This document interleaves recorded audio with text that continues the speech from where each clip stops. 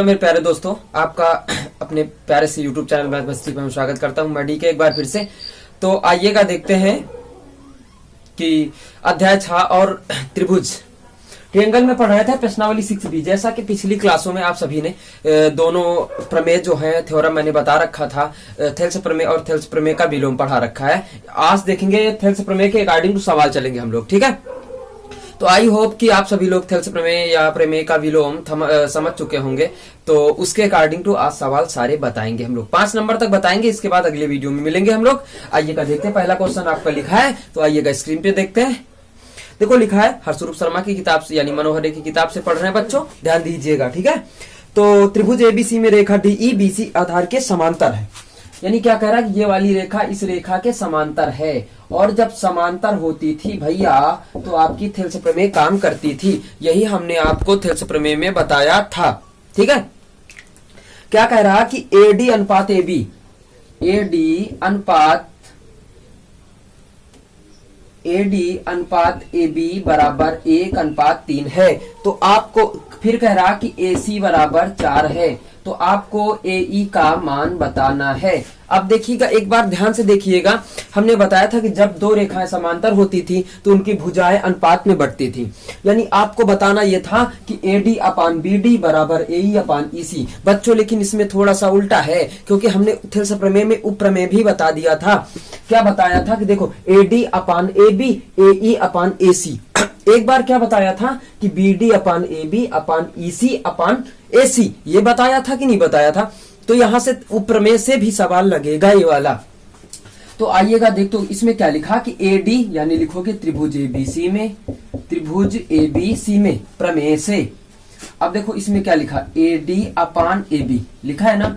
अब इसमें क्या किया कि इतनी रेखा बटे पूरी रेखा, तो इसमें भी करेंगे एई अपान एसी प्रमेय से, है तो प्रमेय से ही हो गया। अब आइएगा देखते हैं आगे। इसका अनुपात दिया है 1:3। इसका मान कितना दिया है कि नहीं मालूम, एई का मान निकालना है। अपान एसी का मान कितना है 4, तीव्र गुणा कर देंगे, यानी 4/3 बराबर एई का मान आ जाएगा। तो ये आपका पहला क्वेश्चन प्राप्त होता है, ठीक है। अब आइएगा दूसरा क्वेश्चन, इसको नोट करते रहिएगा मेरे साथ साथ। आइएगा दूसरा क्वेश्चन मैं बता रहा हूं, ठीक है। दूसरा क्वेश्चन बच्चों देखिएगा कि लिखा है चित्र में एडी कोण बीएसी का समद्विभाजक है। समद्विभाजक प्रमेय लग जाएगी आपकी। देखो जैसा कि मैंने बताया नहीं था, लेकिन आज मैं बताने जा रहा हूं कि ये वाली भुजा बटे ये वाली भुजा हो जाती, ये वाली भुजा बटे ये वाली भुजा हो जाती है। ये जैसा कि अगला एक वीडियो बनाना था लेकिन नहीं बना पाए मैं किसी कारणवश, लेकिन ये होता है ये वाली भुजा बटे ये वाली भुजा बटे ये वाली। बाकी कंपटीशन के जब उसमें पढ़ाएंगे तो बता देंगे। ओके, आइएगा देखते हैं आगे। इसका मान प्राप्त करना है तो क्या लिखेंगे, A B upon B D बराबर A C upon C D. अब देखिएगा मान पता है 6 बटा इसका पता है 3, इसका पता है 5 बटा इसका नहीं मालूम, क्रॉस मल्टीप्लाई 3 दुनिया 6 करवा देते, इसको यहाँ ले जाते तो सी डी बराबर 5/2 आ जाएगा। 2 से काट लिए 2.5, सी डी बराबर आपका आ जाएगा 2.5। बच्चों ये आपका उत्तर आ जाएगा, ठीक है। आइएगा अगला क्वेश्चन देखते हैं, ठीक है। तो मेरे प्यारे दोस्तों आइएगा देखते हैं, पहले तीसरे में पहला नंबर कंडीशन लिखा है। देखो सवाल मैं पढ़ रहा हूं, ठीक है। किसी त्रिभुज पी क्यू आर की भुजाओं पी क्यू और पी आर पर क्रमशः बिंदु ई और एफ स्थित है, ई और एफ स्थित है, ठीक है। त्रिभुज में भुजाओं में निम्नलिखित में से प्रत्येक स्थिति के लिए बताइए कि क्या ई एफ समांतर क्यू आर है।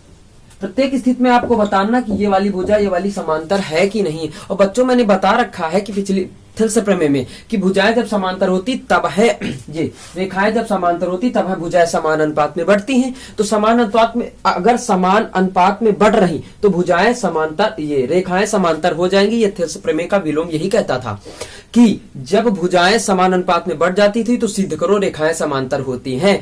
थेल्स प्रमेय का विलोम यही सीखा था। तो आइएगा आज हम लोग देखते हैं, अगर ये बटे ये हो रहा, ये बटे ये हो रहा, तो आपकी दोनों रेखाएं समांतर हो जाएंगी, अन्यथा नहीं हो पाएंगी। तो बच्चों त्रिभुज पी क्यू आर में, त्रिभुज पी क्यू आर में देखो इसमें 3 कंडीशन दिया, मैंने फर्स्ट कंडीशन को उठा लिया है और 2 कंडीशन बाकी हैं अभी। तो 2 कंडीशन को हम बाद में उठाएंगे, जैसा कि आप लोग भी कर सकते हैं। इसी प्रकार से हमें करना है। आइएगा देखते हैं क्या लिखेंगे, पीई अपान ई क्यू बराबर P F upon F R. सबके मान फिट करते हैं। इसका मान कितना रखेंगे 3.9, इसका मान रखेंगे 3 बराबर, इसका मान रखेंगे 3.6, इसका मान रखेंगे 2.4। अब आइएगा इससे ये दशमलव कट जाएगा भाई, ये कटेगा तो 0 लग जाएगा। यहाँ से 3 से काटते हैं, 3 एक कम 3, 3 3 का 9 बटे 10 आ जाएगा बराबर। यहाँ से काटते हैं 4 से कट जाएगा, 4 नैया 36, हाँ 4 6 24, 3 से कट जाएगा, 3 3 का 9, 3 2 अच्छा, यानी 13 बटे 10 बराबर 3 बटे 2, यानी डज नॉट इक्वल टू, बराबर नहीं है। और जब बराबर नहीं है तो रेखाएं समांतर नहीं हो सकती। पहली कंडीशन पे तो आपकी दोनों समांतर नहीं आ रही। अब दूसरी कंडीशन बच्चों इसी प्रकार आप लोग धर के देख लीजिएगा। आइएगा 1 मिनट में बता देता हूं, ठीक है। ये आपका सवाल है दूसरा नंबर, जो कि मैंने भुजाएं आपकी दर्शा दिया है त्रिभुज में। अब आइएगा त्रिभुज पी क्यू आर में लिखते हैं, पी क्यू आर में लिखते हैं हम लोग, ठीक है। अब इसके बाद क्या करते हैं कि पी ई अपान ई क्यू बराबर P F upon F R, सभी के मान फिट करते हैं हम लोग। तो क्या होता है कि 4 बटे 4.5 बराबर 8 बटे 9।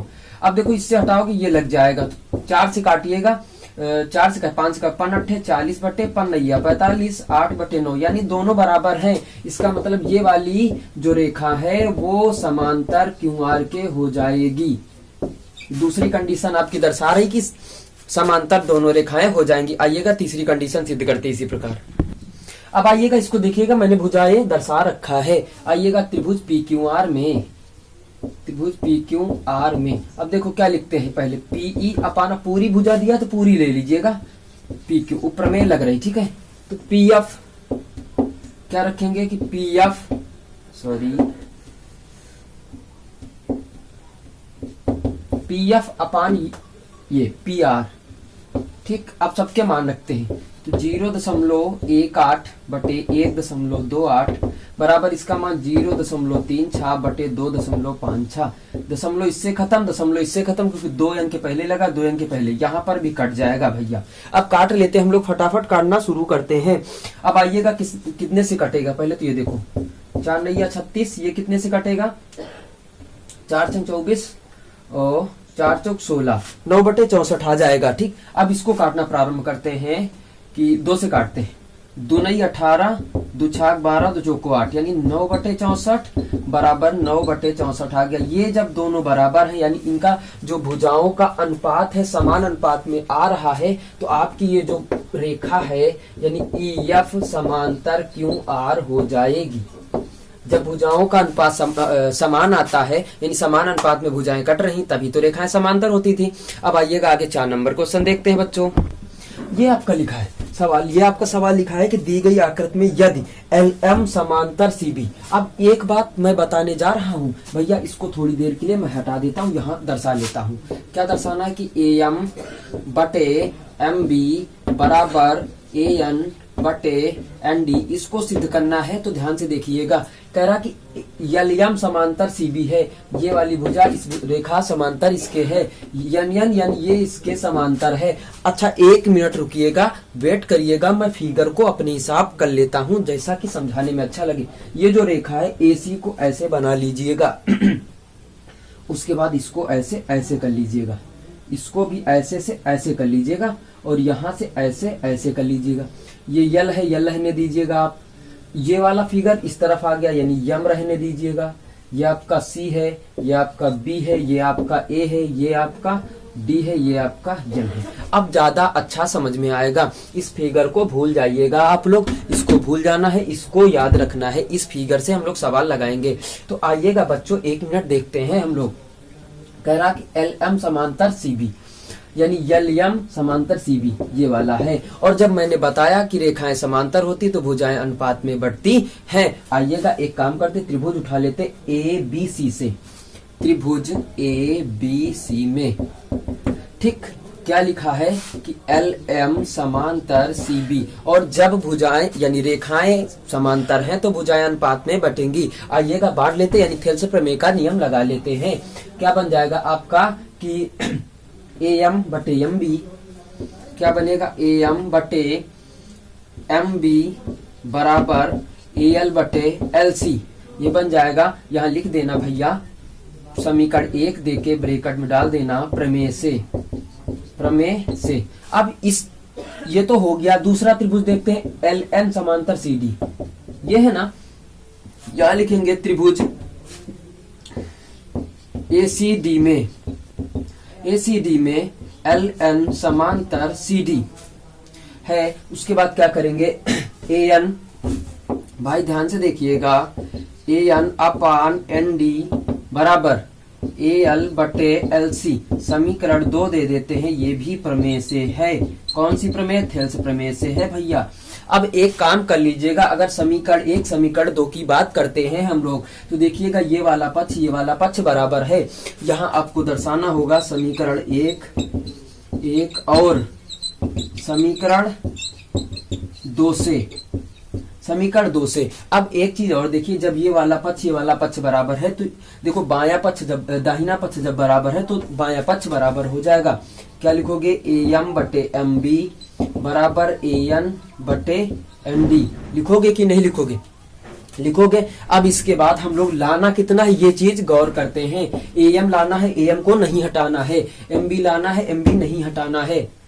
अब भैया AN लाना है, ND यही लाना था क्या? 1 मिनट में देख लूं, गलत लिखा है, ये नहीं लाना है।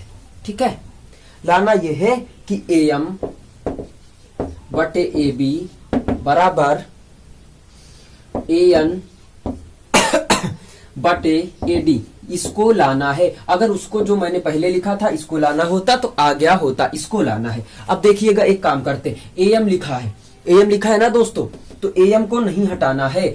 AN लिखा है, AM को हटाना है। अब आइएगा एक काम करते हैं, किसको हटाना किसको नहीं। अब इसको हटाना है ना, इसको नीचे वाले को हटाना, इसको पलटेंगे हम लोग। फिगर को हटा रहे हैं हम, ठीक। यहां से इसको पलटेंगे, क्या लिखेंगे? MB अपान AM बराबर, इसको भी पलटेंगे भैया।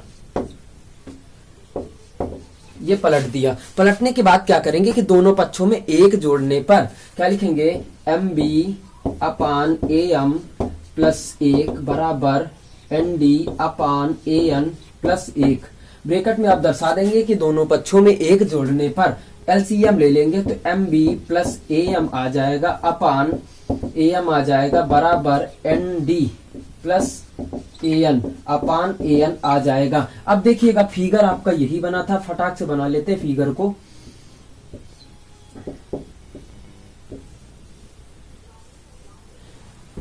एक मिनट रुकिएगा।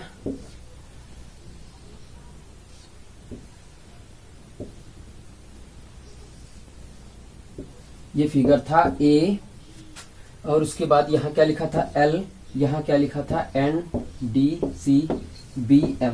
अब ध्यान से देख लीजिएगा बच्चों, देखो AM प्लस MB यानी क्या लिखा? AB। क्या लिखा है? AB अपान AM, ठीक है, बराबर ND प्लस AN यानी AN प्लस ND, क्या लिखा है? AD अपान क्या लिखा है? AN अपान क्या लिखा है? AN। अब इसको फिर से पलट दीजिएगा तो क्या आ जाएगा? AM अपान AB बराबर AN अपान AD। ये आपका आ जाएगा प्रूव्ड होके। अब आइएगा इसके बाद हम लोग 5वां नंबर देखते हैं, ठीक है। इसको नोट कर लीजिएगा फटाक से, फिर उसके बाद 5वें नंबर में चलते हैं। तो ये लिखा है आपका 5वां नंबर क्वेश्चन है, यानी आज की क्लास में ये लास्ट क्वेश्चन होगा, ठीक है। फिर कल बताएंगे आगे नेक्स्ट क्लास में। लिखा है कि AD कोण BAC का समद्विभाजक है, यानी जो AD लिखा है ये BAC का समद्विभाजक है। समद्विभाजक का मतलब होता है सम माने समान, द्वि माने द्वि, भाजित 20 भागों में, यानी किसी चीज को समान 2 भागों में बांटने की क्रिया को ही समद्विभाजक या समअर्धक कहलाता है। आइएगा आगे देखते, यक्ष का मान बताना है। अभी अभी हमने क्वेश्चन आपको बताया था, कौन सा क्वेश्चन था ये हमको याद नहीं है, शायद दूसरा नंबर था। दूसरा नंबर लगाना था ये वाला बटे ये बटे ये बटे ये। अब इसको आप लोग लगाओगे और कमेंट करके मुझे आंसर दोगे सभी लोग, ठीक है। कमेंट करके आंसर बताओगे, इसको सभी लोगों को लगाना है और कमेंट करके आंसर बताना है। तब तक के लिए दैट्स ऑल, कल फिर मिलते हैं। Okay, bye bye.